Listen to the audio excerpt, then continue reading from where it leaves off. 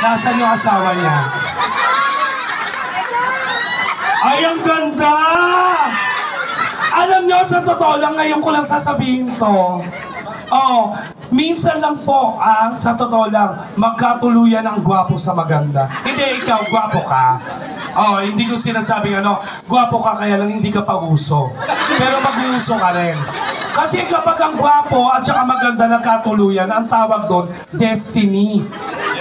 Perfect combination. Pero kapag pangit yung lalaki, maganda yung babae, ang ibig sabihin nun, maraming pera yung lalaki.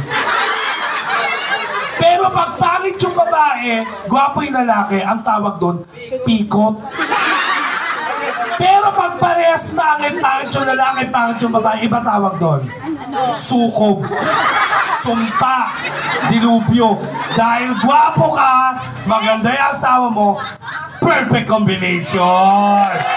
Ano? May 150 ka ba? Sige. Diyan ka muna. Huwag mo po. Pakita ng belt bag mo. Diyan ka muna, ha? Habang... Ay, gwapo rin ito.